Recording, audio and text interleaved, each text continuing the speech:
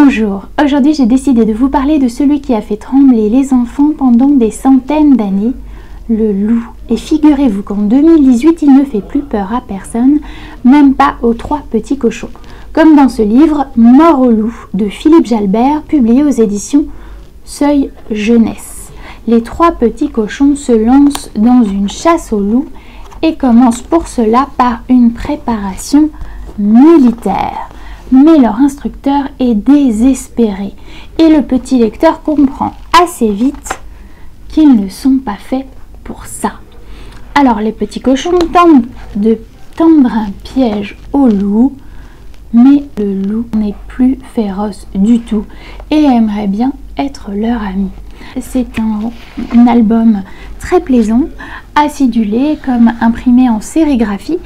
J'ai eu un vrai coup de cœur pour cet album de Philippe Jalbert, dont j'aime beaucoup le travail.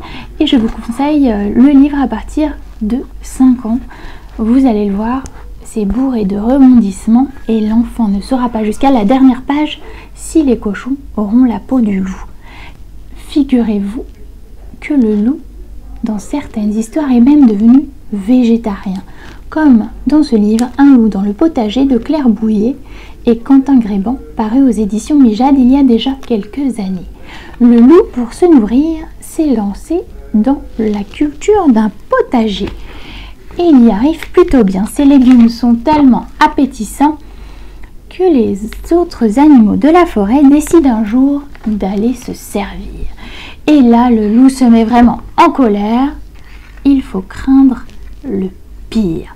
Finalement, le loup décide de lancer une bourse aux graines. Une décision assez incroyable, mais plutôt dans l'air du temps.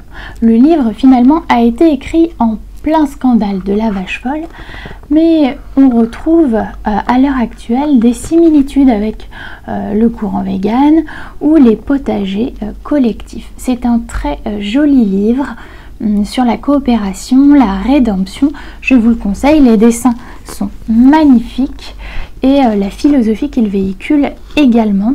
Le dernier livre dont je voulais vous parler raconte l'histoire d'un loup un peu simple d'esprit.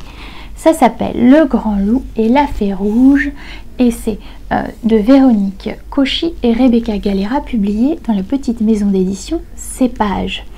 Alors cette fois, le loup est plutôt timide. On se moque généralement de lui. Et quand il part dans la forêt pour amener des provisions à son grand-père et qu'il rencontre une petite fille avec un chaperon rouge, il s'étonne que celle-ci n'ait pas peur de lui. Et c'est assez normal finalement, car cette petite fille est aveugle. Et elle ne comprend pas pourquoi il faudrait avoir peur. C'est la rencontre de 2 enfants finalement, de 2 espèces différentes et tous les 2 porteurs d'un handicap. Le livre est très joli, vous le voyez, les dessins sont proches de l'art brut ou de l'art inuit et parlent d'entraide, de handicap très simplement comme le feraient 2 enfants.